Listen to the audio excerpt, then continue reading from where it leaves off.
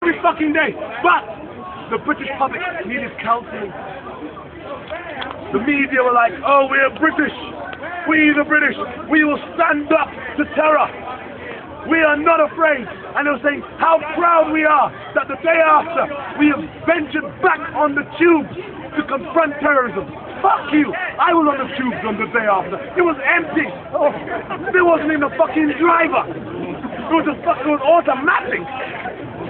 I was the fucking only one on the tube about we, the British people, will confront terror. One fucking day, and the whole nation is in counselling. And that was in London. And imagine, the power of the British and Western media was so much that the bombings happened in London, and people in fucking Yorkshire were like, fucking old terrorists, they're gonna get us. They're on our fucking case. That is the reality of propaganda and the media in spreading these ideals, these notions of what fair is. Recognize it. Understand it. So when we go back to Sudan, when we go back to Chad, I ask you to recognize the same understanding. Ask yourself, why is the media giving Darfur so much attention? Why are the politicians standing up and talking about Darfur? Media manipulation. A young woman, a young child, 4 years old, 3 years old, turn her birthday, 4 years old, goes missing in Portugal. And it is wall-to-wall carpeting of news. I mean, you heard nothing about Iraq for that week. All we're told about is this baby Madeline this. Before they go on the FA fucking Cup yesterday, they show a little miniature film.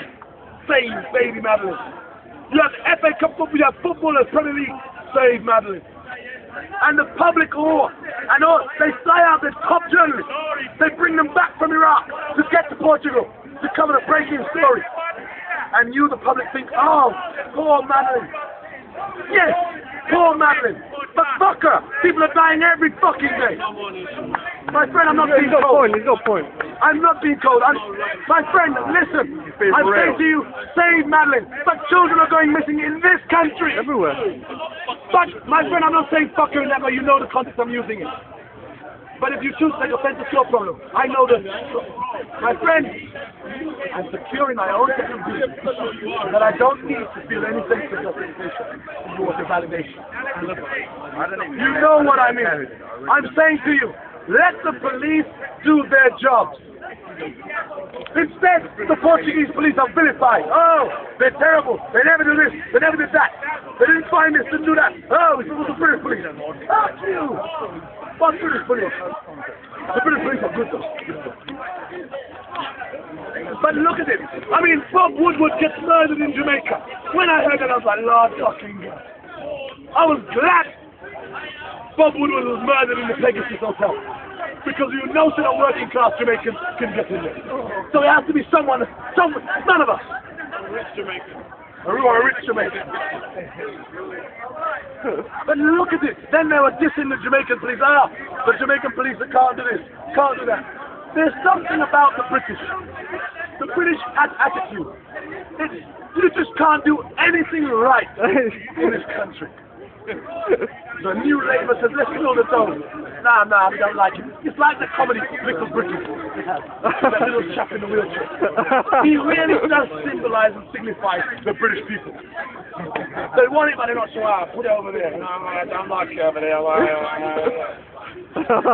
They're not sure about what they want. Yeah, but they love you for the first day, they laud you for the next day, and then they hate you the next. When Tony Blair came to power, we love you, Tony. We love you. Now look at Tony. Spice Girls, I'm spicy. I'm a Spice Girl. Then it goes. I mean, there's a contradiction there. The French are not like that. The French have an arrogance about what they do. They make something, they step back and they say, oh, masterpiece. And then all the other French step back and say, but the British build something I don't like, even whilst it's being built, I don't like it.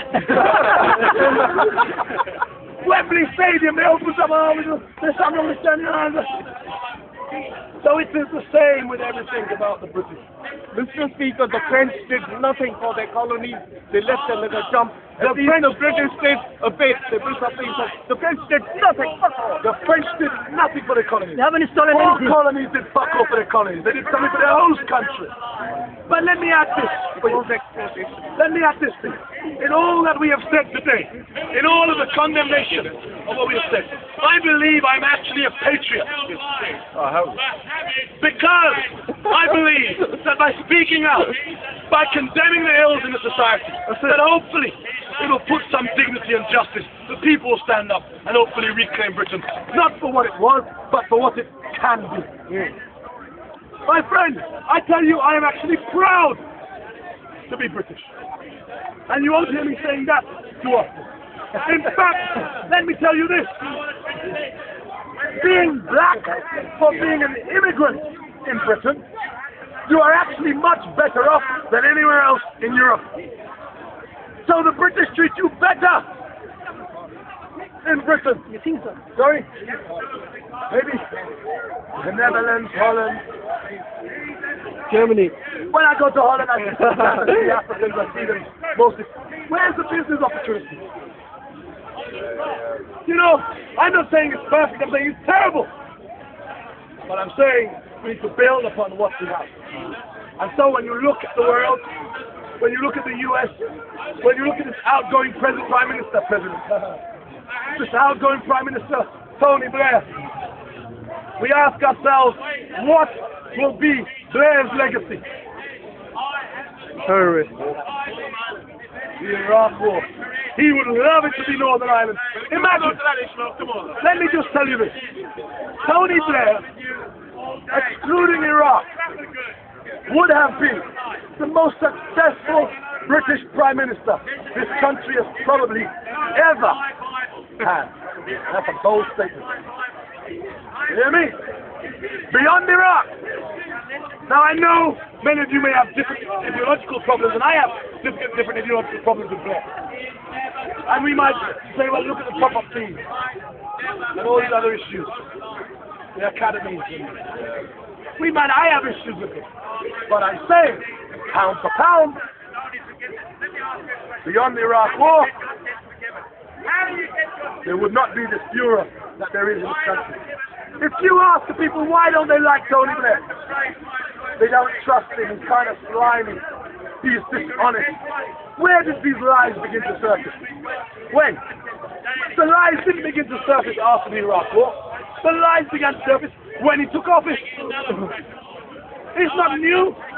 Tony Blair came to power saying that he was going to revise the Labour Party because the Labour Party at that point in time was unelectable according to him and according to the wide majority of voters in this country.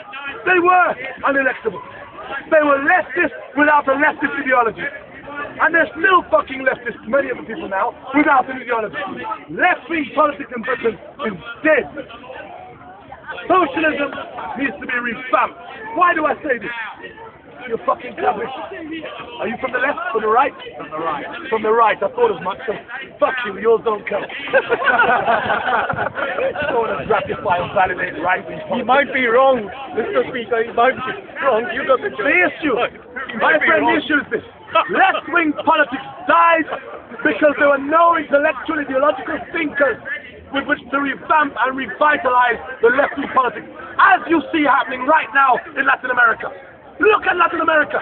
Latin America has begun to take forward the model of socialism. You have Hugo Chavez, who adopted a Bolivarian revolution. You have Fidel Castro, who took the revolution of Jose Marti forward. But the revolution has been revised. What has Hugo Chavez done? Hugo Chavez has embraced the revolutionary left-wing socialist politics of Fidel Castro and embraced the free market economics. So he still allows a plurality of the media in the media. In fact, it was the mainstream media who tried to overthrow him in 2003. Backed by the US. Look at it. So you see the revolution mutating. What you see is this. Why America has always tried to suppress communism or socialist ideology is because there is something in the CIA doctrine which reads the threat of a good example. So what